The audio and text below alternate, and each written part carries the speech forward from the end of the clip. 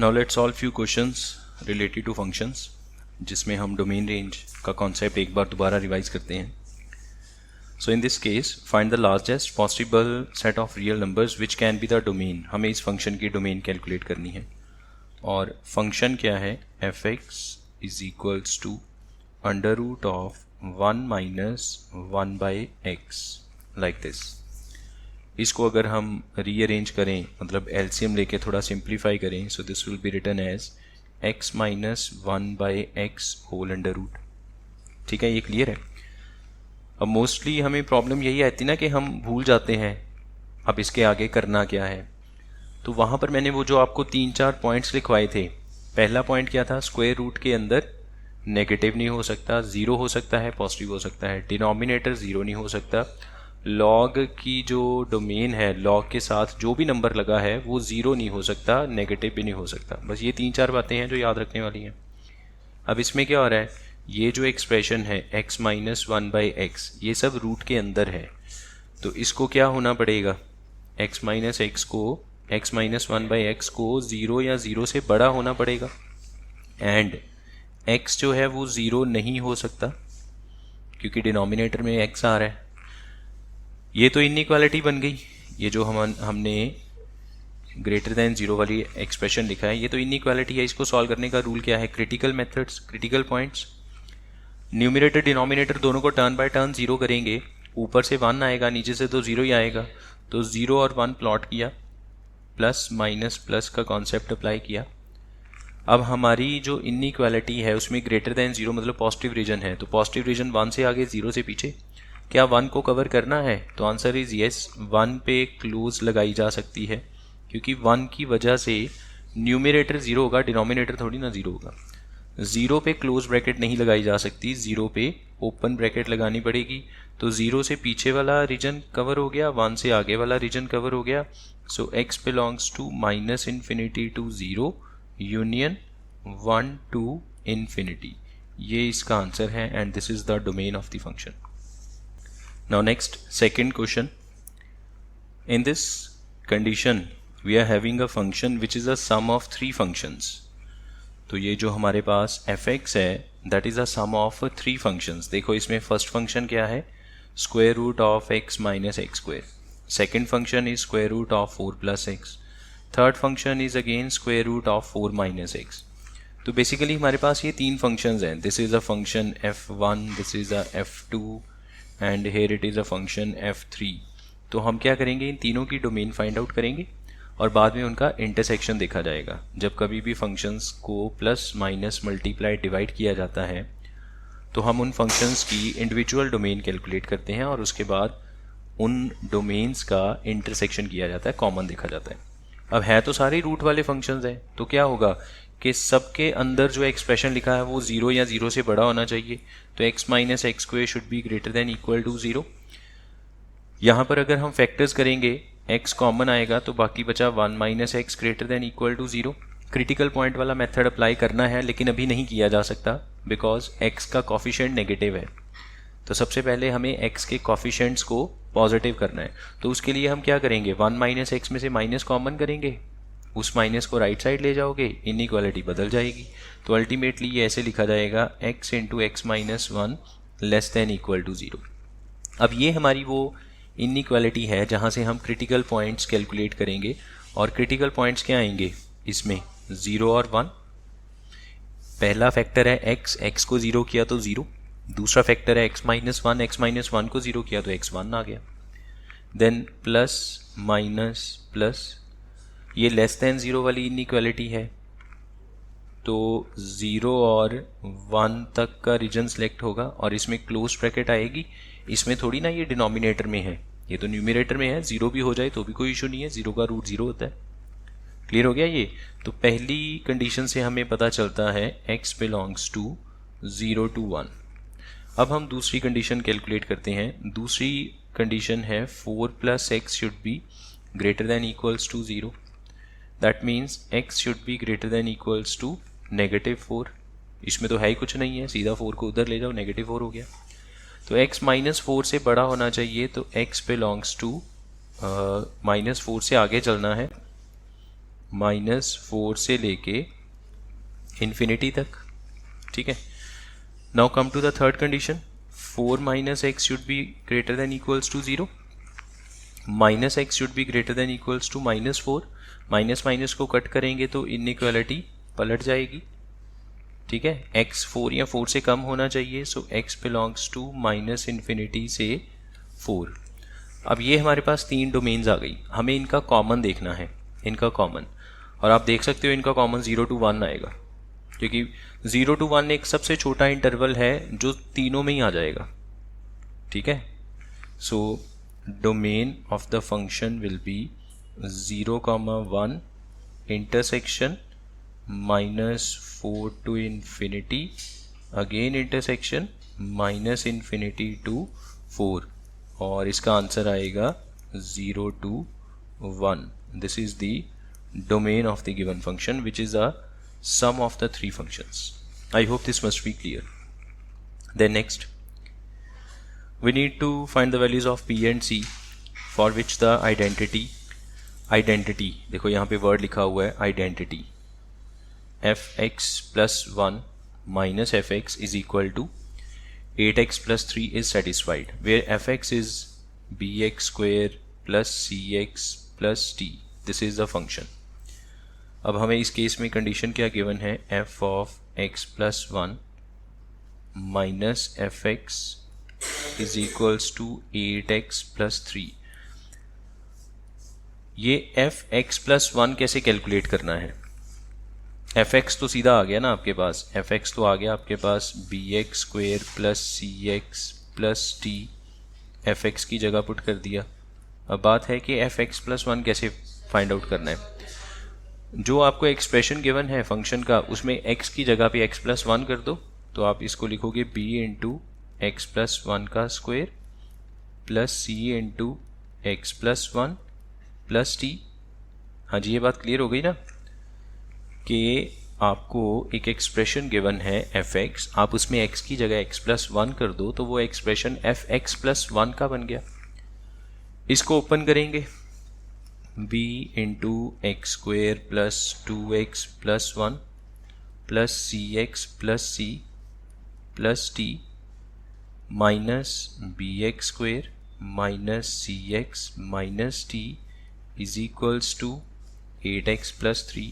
अब यहाँ पर एक तो प्लस माइनस टी कट गया, cx कट गया, और देखो जब ब्रैकेट ओपन करोगे you will get bx square plus 2bx plus b minus bx square, और प्लस c भी बचा है साथ में, पहले प्लस c लिख लेते हैं, plus c minus bx square is equal to 8x plus 3।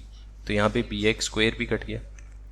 अब हमारे पास टर्म बचती है 2bx plus b plus c is equal to 8x plus 3। यहाँ तक क्लियर हो गया। अब देखो यहाँ पर वर्ड क्या लिखा हुआ है, आइडेंटिटी। आइडेंटिटी का मतलब ये होता है कि जब आप दोनों साइड पे कंप्लीटली सिंप्लीफाई कर लोगे तो आप कॉरस्पॉन्डिंग कंपोनेंट्स को कंपेयर कर सकते हो। मतलब x का coefficient should be equal, constant term should be equal.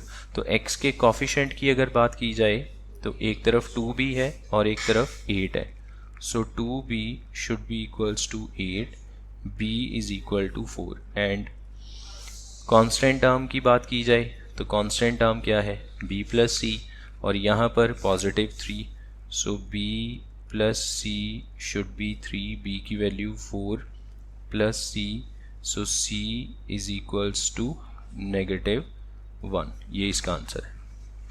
हो गया क्लियर ये वाला क्वेश्चन।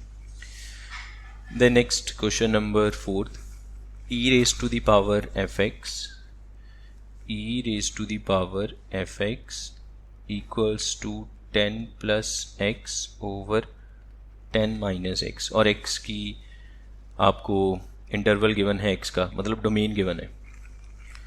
एक कंडीशन और गिवन है, fx is equal to k, f के साथ वो सब लिखा हुआ है। Then you need to find the value of k। Note कर लीजिए स्टेटमेंट को। देखो इसका सोल्यूशन कैसे करेंगे। हमारे पास ये एक टर्म है f of 200x over 100 plus x square, ये टर्म है ना हमारे पास। f के साथ क्या लगा हुआ है, 200x over 100 plus x square. हमें इस टर्म की वैल्यू चाहिए होगी। इस टर्म के लिए पहले ये तो पता चले fx क्या है, पहले fx पता चलेगा तभी आप x की जगह ये सब पुट करोगे।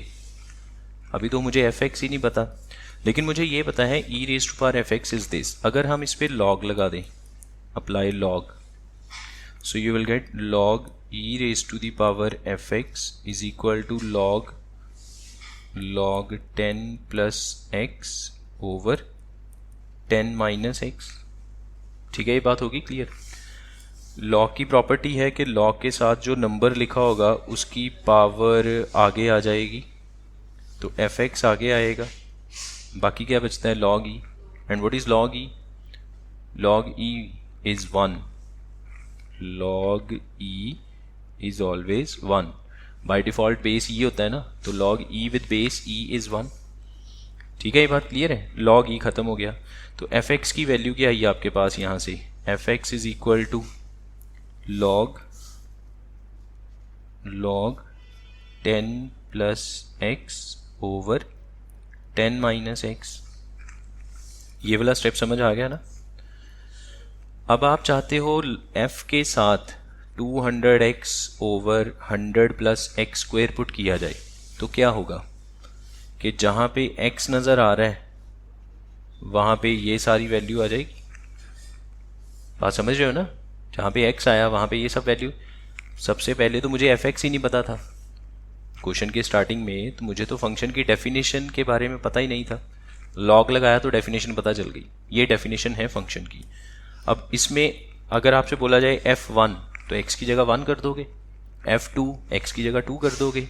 आपसे पूछा जाता है f200x over 100 plus x square, तो अभी आप क्या करोगे, जहाँ पे x नज़र आ रहा है फंक्शन में वहाँ पे ये 200x over 100 plus x square कर दो, तो क्या आएगा इसका आंसर, log के साथ 10 प्लस, अब x थोड़ी लिखेंगे, x की जगह क्या लिखेंगे, 200x over 100 plus x square whole divide by 10 minus 200x over 100 plus x square, और यहाँ पे ऐसे ब्रैकेट क्लोज। ठीक है, ये सब log के अंदर है। ये बात क्लियर होगी ना। दोनों में एलसीएम कर लो, ऊपर नीचे। एलसीएम करने के बाद क्या आएगा, you will get 1000 plus 10x square plus 200x whole divide by again 1000 plus 10x square minus 200x। LCM कहाँ गया, एलसीएम कट हो गया। ठीक है, क्लियर हो गया। देन नेक्स्ट एक चीज़ और नोटिस करो, ऊपर नीचे से 10 कॉमन आएगा, 10 कट जाएगा, बाकी क्या बचेगा, 100 plus x square plus 20x। Denominator में 100 plus x square minus 20x। Clear हो गया। ये तो फॉर्मूलाज बन गए, ध्यान से देखो ज़रा, ये तो फॉर्मूला बनता नज़र आ रहा है, 10 प्लस एक्स का होल स्क्वेयर और नीचे 10 माइनस एक्स का होल स्क्वेयर। तो आप इसको ऐसे लिख सकते हो, log of 10 plus x over 10 minus x का होल स्क्वेयर। क्लियर हो गया। ये ऊपर भी a plus b whole square है, नीचे भी a minus b whole square है, तो मैंने दोनों का होल स्क्वेयर कंबाइन कर दिया। log की प्रॉपर्टी, पावर आगे आ जाएगी, सो this will be twice of log 10 plus x over 10 minus x. हाँ जी, क्लियर हो गया ये। और फर्स्ट इक्वेशन को देखो ज़रा, ऊपर मैंने फर्स्ट इक्वेशन बनाई है। फर्स्ट इक्वेशन क्या हो रहा है यहाँ पे, ये जो log 10 plus x over 10 minus x है, ये तो खुद fx है, तो इसकी जगह fx लिख दो। तो अल्टीमेटली आपने क्या सॉल्व किया था, आपने सॉल्व किया f 200x over 100 plus x square and that is equals to twice of fx। ठीक है, ये आपने सॉल्व किया।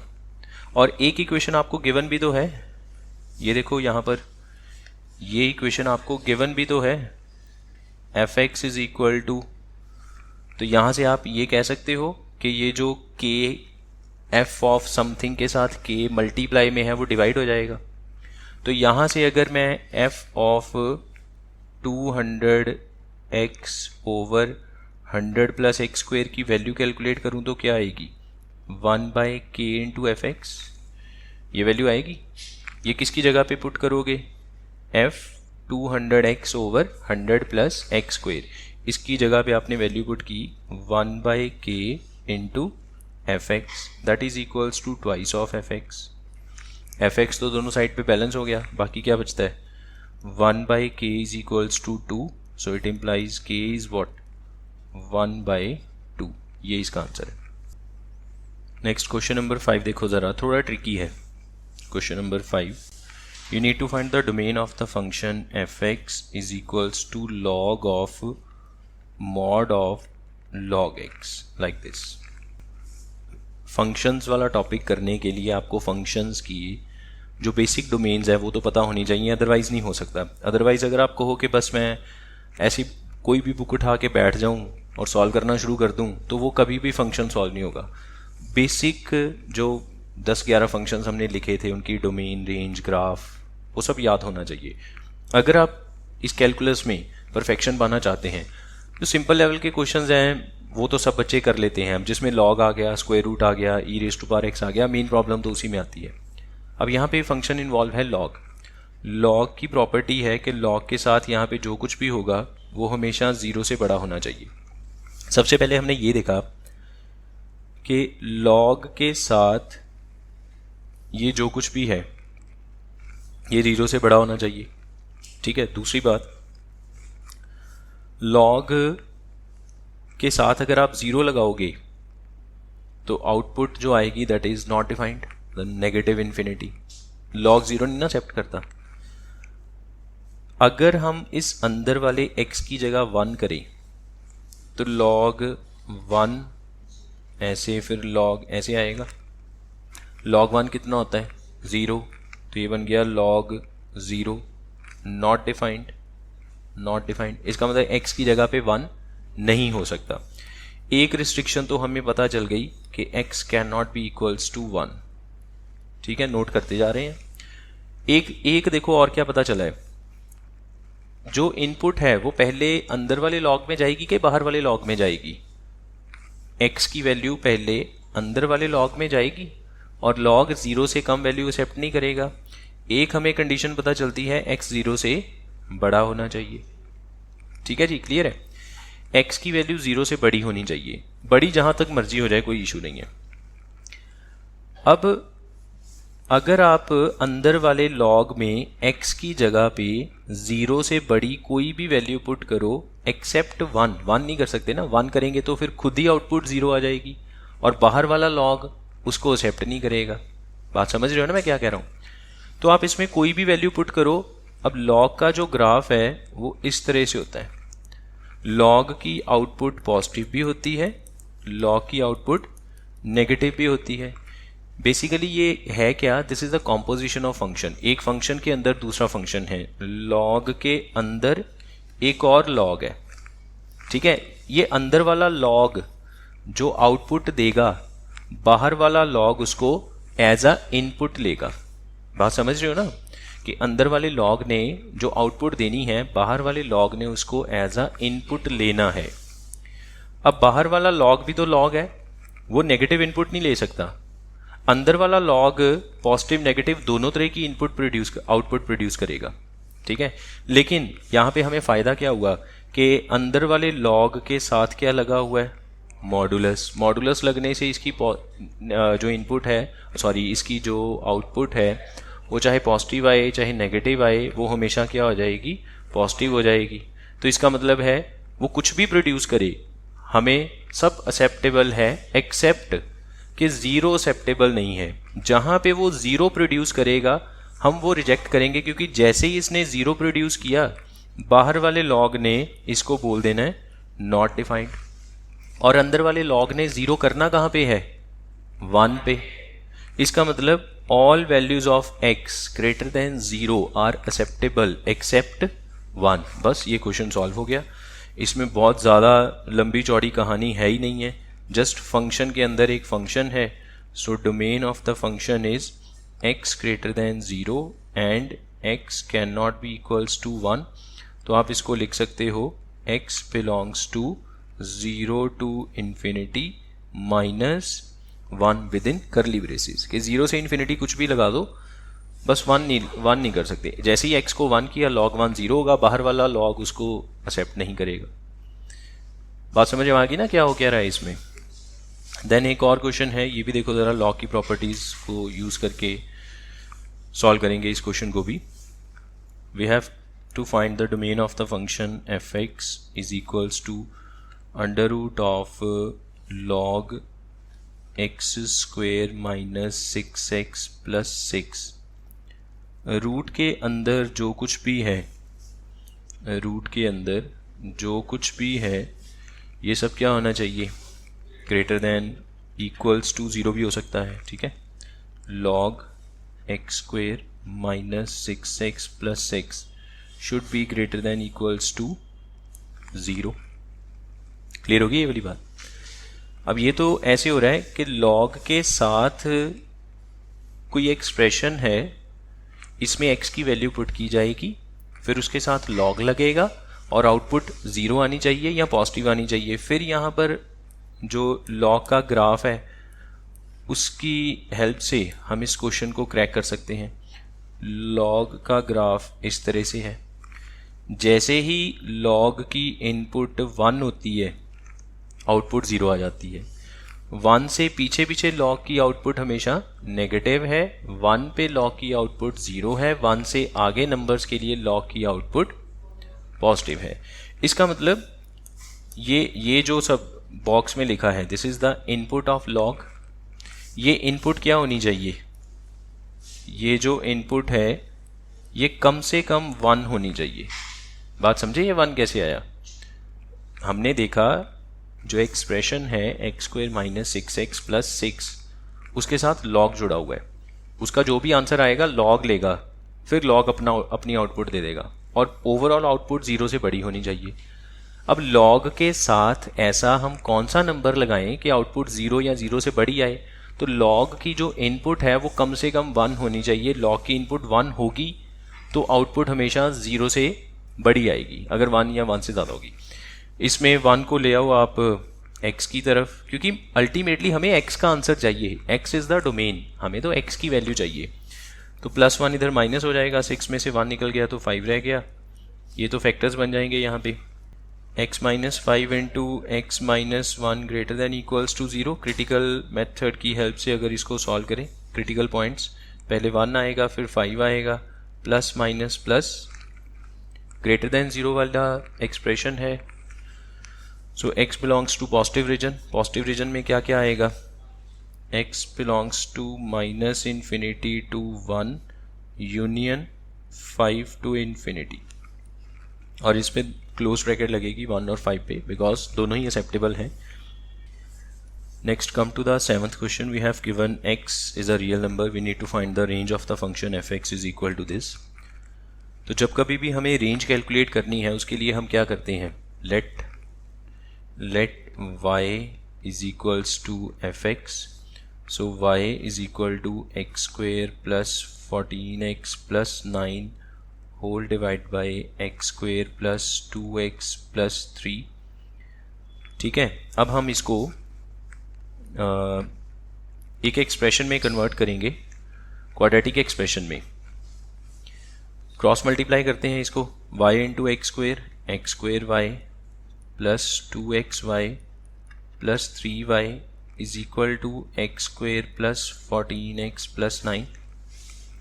सारी टर्म्स एक तरफ करें. एक्स स्क्वेयर वाली टर्म्स अगर एक तरफ करेंगे, एक्स स्क्वेयर कॉमन आएगा, then you will get y minus 1 into x square. X वाली टर्म्स भी एक तरफ आ जाएंगी, then you will get 2y minus 14 into x plus 3y minus 9 is equals to 0. देखो ज़रा, ये क्वाड्रेटिक एक्सप्रेशन बन गया इन टर्म्स ऑफ x. ये इन टर्म्स ऑफ x क्वाड्रेटिक बन गया ना. इसमें a क्या है, y minus 1 is a, coefficient of x square. What is b, 2y minus 14, this is B, and C is 3y minus 9, this is C. Now as x belongs to real, x एक real number है, क्योंकि इसमें आपने जो put करना है, जो input देनी है वो तो x की वैल्यू x की जगह पे देनी है ना, एंड x क्या है, रियल नंबर. अगर x एक रियल नंबर है तो इस पूरी क्वाड्रेटिक इक्वेशन का जो डिस्क्रिमिनेंट है वो 0 या 0 से बड़ा होना चाहिए, क्योंकि अगर डिस्क्रिमिनेंट 0 से कम हो गया तो रूट्स तो इमेजिनरी हो जाएंगी. x क्या है, इसकी रूट्स, x की जो वैल्यू आएगी that is the roots of the equation. और अगर d नेगेटिव हुआ वो तो कॉन्जुगेट आ जाएगा, उसमें आयोटा आ जाएगा, है ना, कॉम्प्लेक्स हो जाएगी वो रूट, वो तो रियल नंबर नहीं रहेगा. तो इसका डिस्क्रिमिनेंट 0 से बड़ा होना चाहिए. डिस्क्रिमिनेंट का फॉर्मूला क्या होता है, b square minus 4ac, b square minus 4ac values लगा देंगे इसमें, 2y minus 14 square minus 4 into y minus 1 into 3y minus 9 should be greater than equals to 0. अब इस देखो 2y माइनस 14 में से 2 कॉमन आ सकता है, स्क्वायर में से 2 कॉमन आएगा तो उसका भी स्क्वायर होगा. 4 इंटू वाई माइनस 7 का स्क्वायर माइनस 4 इंटू अंदर ब्रैकेट्स को अगर ओपन किया जाए 3y स्क्वायर, फिर ये आएगा minus 9y minus 3y minus 12y और plus 9 greater than equals to 0. इन दोनों के आगे 4 जुड़ा हुआ है तो पूरी इक्वेशन को 4 से डिवाइड किया जा सकता है. 4 is a positive number, inequality पे भी कोई फ़र्क नहीं पड़ेगा. 4 को कॉमन कर दिया, rest you will get y square plus 49 minus 14y minus 3y square plus 12y and minus 9 greater than equals to 0. This will be minus 2y square minus 2y plus 40 greater than equals to 0. Check करो ज़रा ये calculation ठीक है सारी, इसमें कोई doubt तो नहीं है किसी को. देन हम तो चाहते हैं कि इसमें फैक्टराइज हो जाए. फैक्टराइजेशन के लिए वाई स्क्वायर का कोफिशिएंट पॉजिटिव होना चाहिए, तो उसके लिए हम इसको डिवाइड करेंगे -2 के साथ, क्योंकि 2 कॉमन आ जाएगा, माइनस भी कॉमन निकल गया. Rest you will get y square plus y minus 20 less than equals to 0. Inequality बदल गई ना. और इसके फैक्टर्स करेंगे तो फैक्टराइजेशन से आएगा ये y plus 5 into y minus 4 less than equals to 0. उसके बाद क्रिटिकल पॉइंट्स वाला मेथड यूज़ करके आप इसमें 2 क्रिटिकल पॉइंट लगा लो. एक इसमें आएगा -5 और एक इसमें आएगा 4 प्लस माइनस प्लस. तो आंसर क्या आएगा, -5 से लेके 4 तक नेगेटिव रीजन, ये इसका आंसर है. और ये किसकी वैल्यू है, ये y की वैल्यू है, बिकॉज हम जो एक्सप्रेशन सॉल्व कर रहे हैं, now we are solving the expression in terms of y. ठीक है, सो y बिलोंग्स टू -5 से 4. और y क्या है, y represents the range of the function. तो ये रेंज मिल गई हमें इसकी. अब देखो एक और इसमें है बी पार्ट, ये भी सेम है.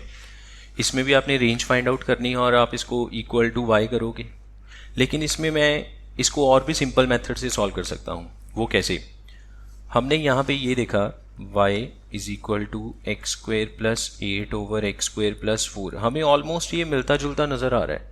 ऊपर 8 है, नीचे 4 है.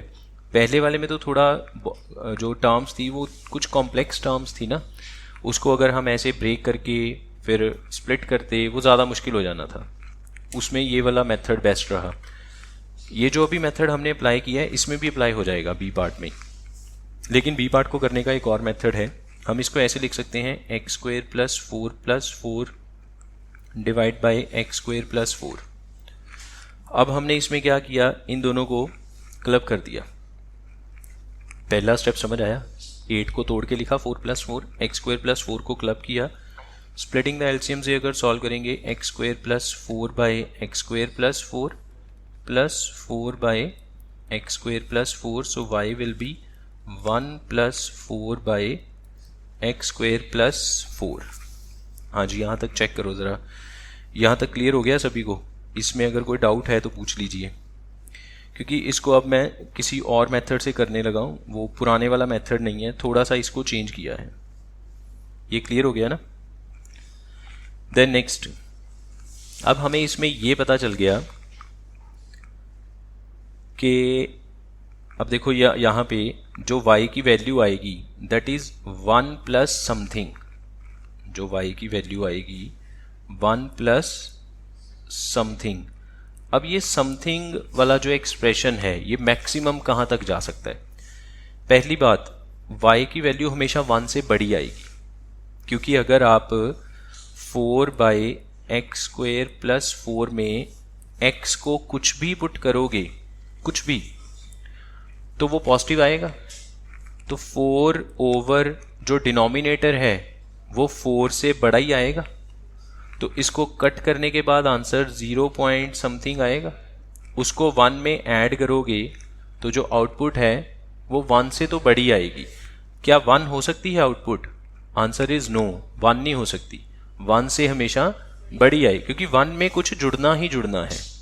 ऐसा कभी हो ही नहीं सकता कि ये जो समथिंग वाला एक्सप्रेशन है ये 0 हो जाए। ये कभी 0 हो ही नहीं सकता, एग्जैक्टली 0 कभी हो ही नहीं सकता, क्योंकि ऊपर तो 4 लगा हुआ है। 0 कैसे होगा? 4 समथिंग करोगे तो आंसर तो कुछ ना कुछ आएगा ही। उसको 1 में ऐड करेंगे तो ओवरऑल आउटपुट 1 से बड़ी आएगी। इसका मतलब है हमें इतना तो पता चल रहा है कि जो रेंज ऑफ द फंक्शन है दैट इज 1 कॉमा आगे क्या, और 1 पे ओपन, क्लोज नहीं है, 1 नहीं होगा, 1 से आगे होगा। ठीक है।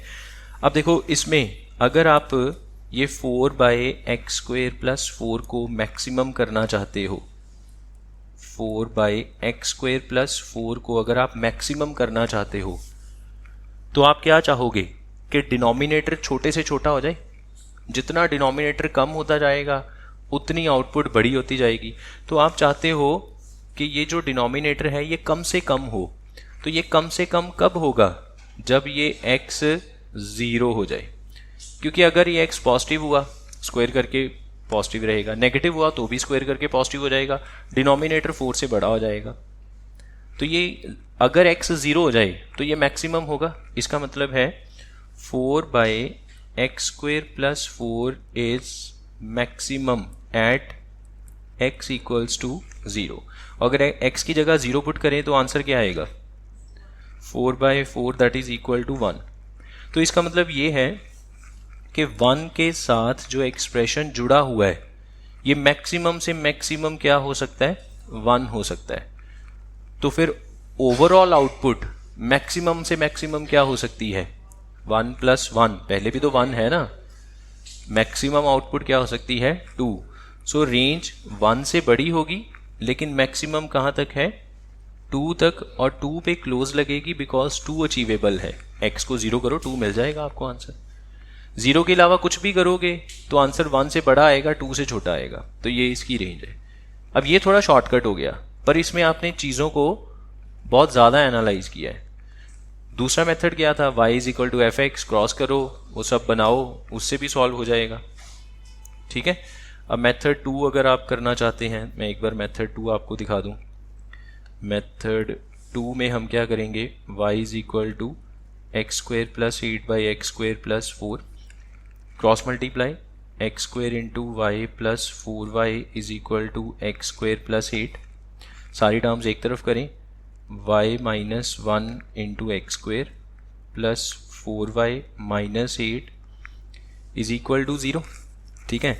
ये तो ऐसे बन गया कि y माइनस, इसमें तो सिर्फ एक x² वाली टर्म है दैट इज़ 8 माइनस 4y, और फिर आप इसको लिख सकते हो x² is equal to 8 minus 4y over y minus 1, and x is equal to what? Plus minus under root of 8 minus y over y minus 1। इसमें तो टर्म ही एक x वाली थी, स्क्वायर वाली, 8 minus 4y, sorry 8 minus 4y।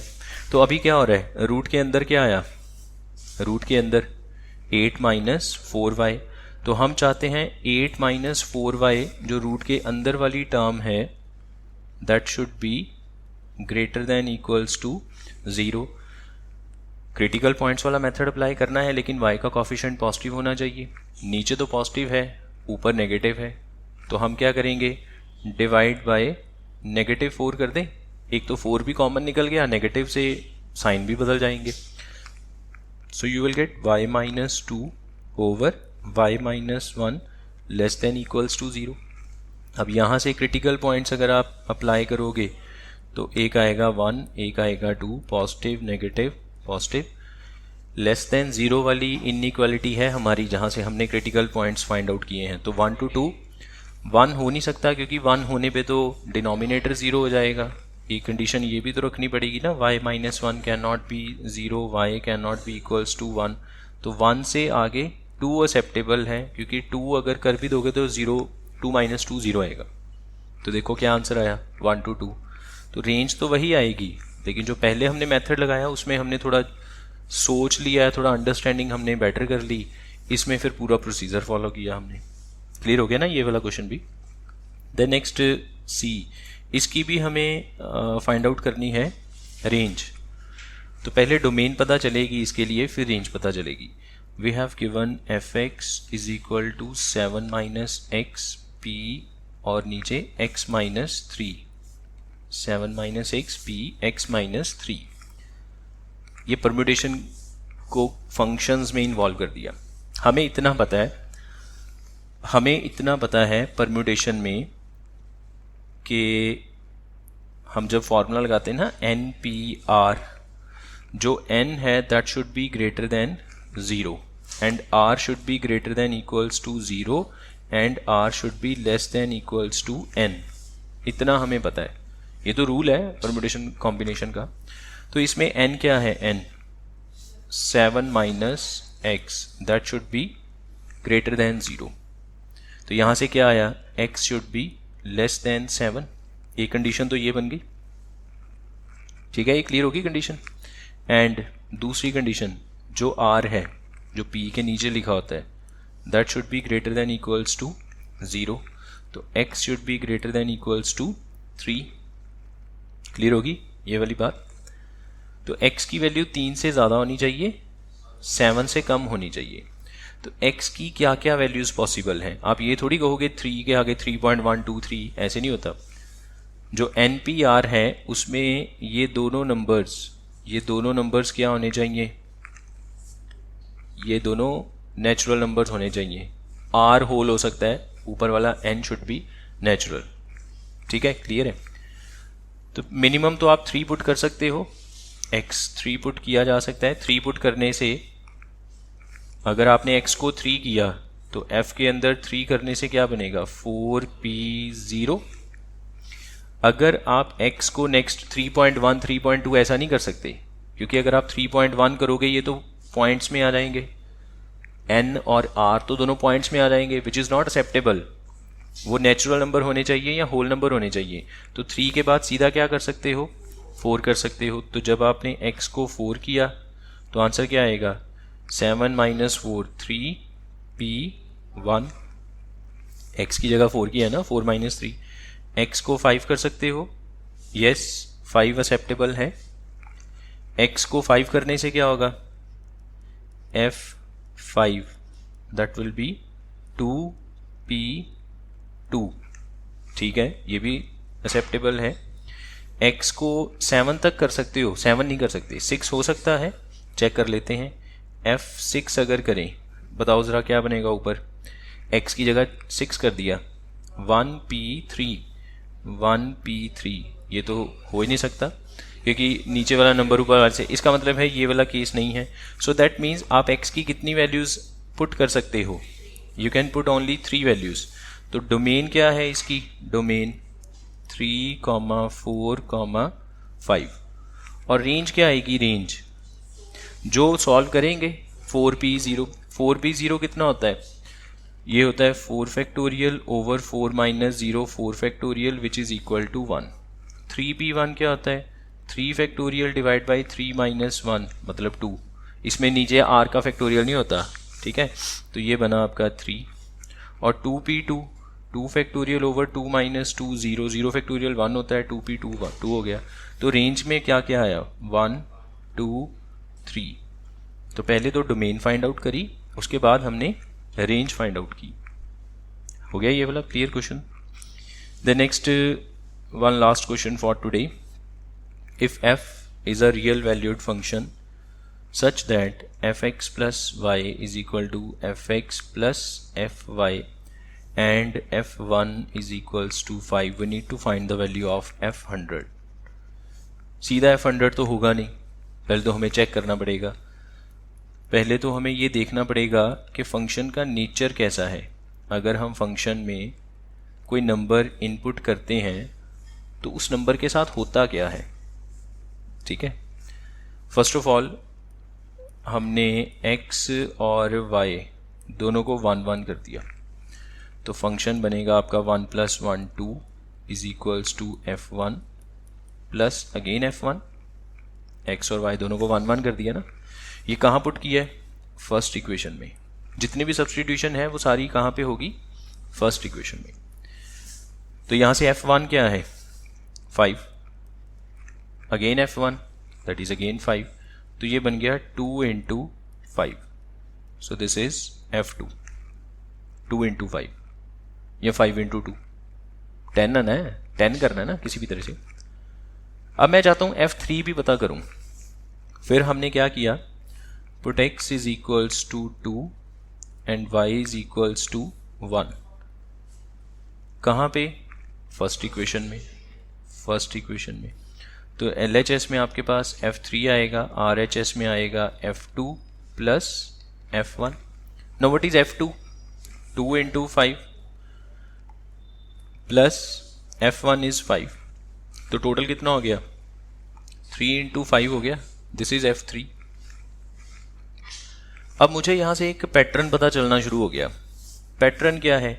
अगर हम f1 करेंगे that is 1 × 5, f2 करेंगे दैट इज 2 × 5, f3 करने से 3 × 5, तो f100 करने से क्या आएगा?